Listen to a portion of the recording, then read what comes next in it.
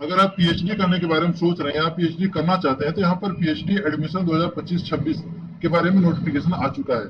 यहाँ पर हम बताएंगे पीएचडी के लिए योग्यता और उसके एडमिशन प्रोसेस, फीस क्या रहेगी, लास्ट डेट कब तक है, प्रवेश परीक्षा में क्या क्या पूछा जाएगा, प्रवेश परीक्षा होगी कि नहीं है, और सिलेबस क्या रहेगा, कितने नंबर का रहेगा, और फॉर्म कैसे भरेंगे, ऑनलाइन रहेगा ऑफलाइन रहेगा, पूरी जानकारी इस वीडियो में बताऊंगा। यहाँ पर हम बात कर रहे हैं अवधेश प्रताप सिंह विश्वविद्यालय रीवा में एडमिशन के लिए नोटिफिकेशन आ चुका है। चलिए हम साइट पर चलते हैं। साइट पर जाने के लिए हम सबसे पहले हम एपीएचयू नोटिफिकेशन सर्च करेंगे, पहले वाले रिजल्ट पर क्लिक करेंगे। क्लिक करते ही हमारे सामने इस प्रकार से आएगा। यहाँ पर देख सकते हैं पीएचडी एडमिशन 2024-25 आ चुका है। जैसे क्लिक करेंगे हमारे सामने इस प्रकार आ चुका है। हमारे सामने न्यूज़पेपर में कटिंग भी मिली थी, तो यहाँ पर मैं जो थंबनेल है उसमें न्यूज़पेपर की कटिंग लगा दिया हूँ। यहाँ पर देख सकते हैं, ठीक है, उसको पढ़ सकते हैं कि यूजीसी के अनुसार जो भी है स्नातकोत्तर कंप्लीट है। जनरल वाले 55% और बाकी कैटेगरी वाले 50% के साथ आवेदन कर सकते हैं। आवेदन की अंतिम तिथि 25 मई तक है। बाकी जानकारी आपको आगे दे रहा हूँ।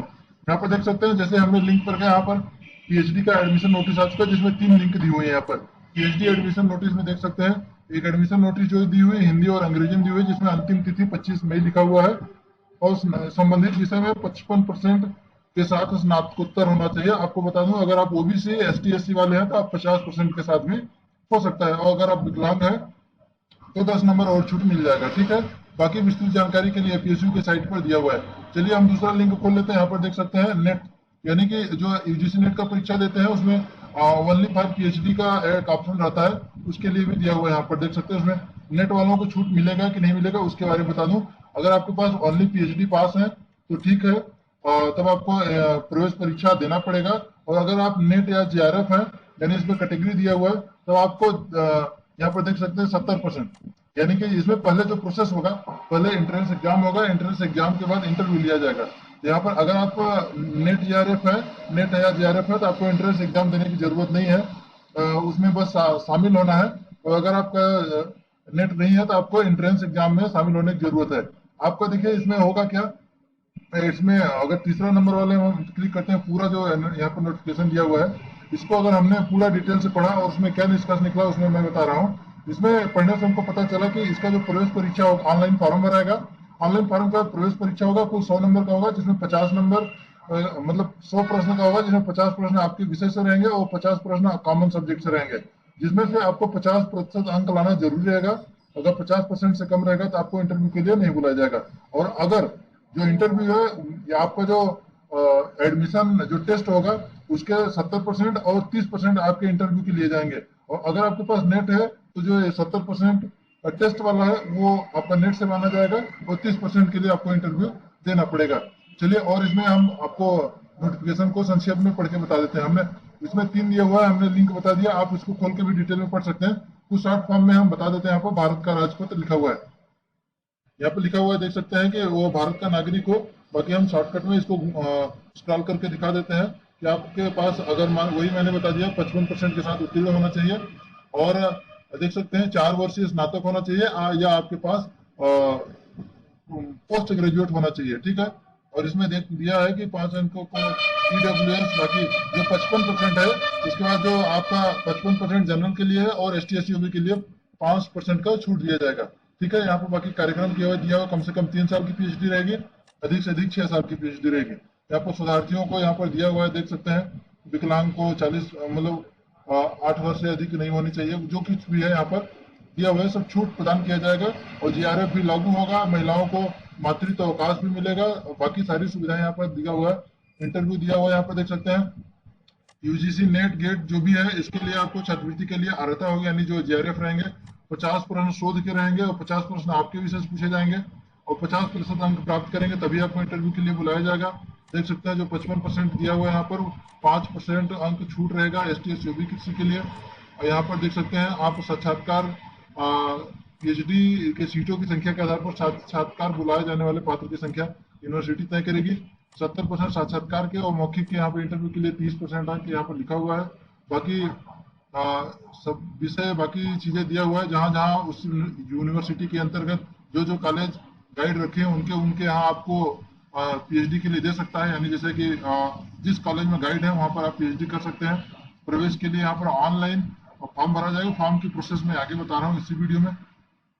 बाकी देख सकते हैं 20 पेज का पीडीएफ है, कुल मिला 3 पीडीएफ है और डिटेल में दिया हुआ है। यहाँ पर मैं स्क्रॉल करके संक्षेप में बता दे रहा हूँ, आप वीडियो रोक कर या लिंक पर जाकर, लिंक डिस्क्रिप्शन और कमेंट बॉक्स में दे दे रहा हूँ, आप वहां पर जाके देख सकते हैं। वही नोटिफिकेशन हिंदी और वही नोटिफिकेशन अंग्रेजी में भी था। अब फॉर्म कहाँ से कैसे भरेंगे उसके बारे में बता देते हैं। सबसे पहले हम जाएंगे एपीएसयू एमपी ऑनलाइन, ठीक है। एपीएसयू एमपी ऑनलाइन हम सर्च करते हैं गूगल में। चलिए एपीएसयू एमपी ऑनलाइन सर्च कर दिया हमने। यहाँ पर देख सकते हैं पहला रिजल्ट आ चुका है, इस पर क्लिक करेंगे। क्लिक करते ही सर्विसेज में जाएंगे। सर्विसेज में जाने के बाद यहाँ पर देख सकते हैं इसको नवीनतम सूचनाएं हटाएंगे। यहाँ पर दिया हुआ है APS PhD admission entrance exam दिया हुआ है। यहाँ पर apply for PhD admission entrance exam form पर क्लिक करेंगे। यहाँ पर फॉर्म पर क्लिक करने के बाद देख सकते हैं फीस वगैरह के बारे में जानकारी दूंगे। योग्यता बता दिया आपको, एडमिशन प्रोसेस बता दिया, इसमें लास्ट डेट भी बता दिया 25 तारीख है। प्रवेश परीक्षा होगी, सिलेबस आपको बता दिया मैंने। फॉर्म कैसे भरे उसके बारे में बता रहा हूँ। यहाँ पर थोड़ी देर ले रहा है खुलने में। इसके बाद यहाँ पर जैसे ही खुलेगा, यहाँ पर खुल के आ चुका है, देख सकते हैं यहाँ पर अवधेश प्रताप सिंह यूनिवर्सिटी रीवा और डॉक्टरेट ऑफ रिसर्च। यहाँ पर देख सकते हैं आवेदकों के लिए महत्वपूर्ण निर्देश दिया हुआ है। पीएचडी के लिए जनरल निर्देश जो दिया हुआ हम थोड़ा सा बड़ा साइज करके दिखा देते हैं। यहाँ पर दिया हुआ है कि केवल वही अभ्यर्थी आवेदन करें जो यूजीसी पीएचडी नियमों के अनुसार पात्र है। आरक्षण का दावा करने वाले अभ्यर्थियों को वैध जाति प्रमाण पत्र लगाना होगा। केवल यूजीसी नेट या सीएसआईआर नेट वाले अभ्यर्थियों को जो छूट मिलता है वो छूट रहेगा, इसके लिए वो प्रमाण पत्र लाएंगे।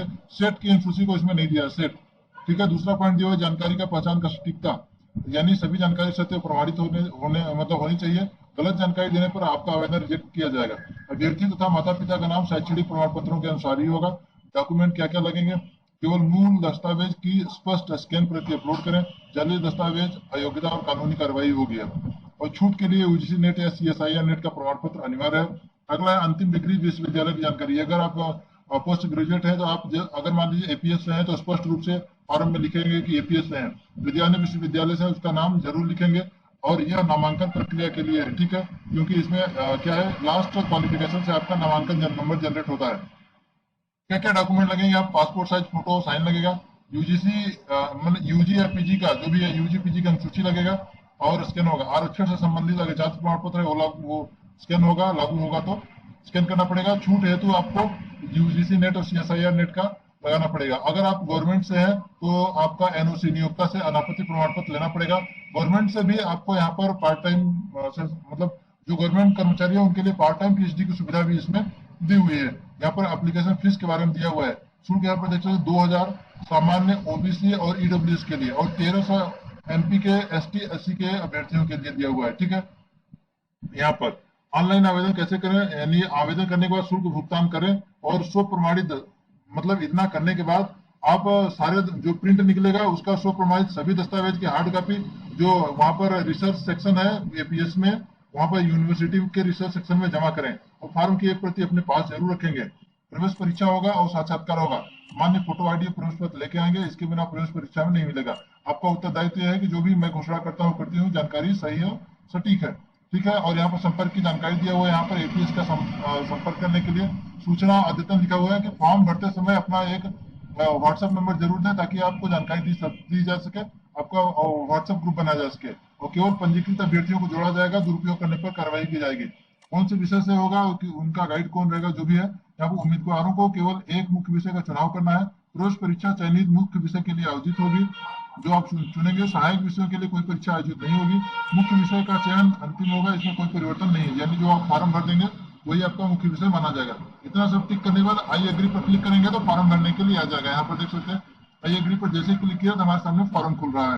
हमारे सामने फॉर्म इस प्रकार खुल चुका है, application form for admission PhD programme 2024। यहाँ पर देख सकते हैं, यहाँ पर सेलेक्ट है, यहाँ पर अगर मान लीजिए आर्ट्स से है तो आर्ट्स सेलेक्ट करेंगे। यहाँ पर टू चेक लिस्ट मतलब चेक लिस्ट अप्लाई सब्जेक्ट यहाँ रीलोड होने लगा।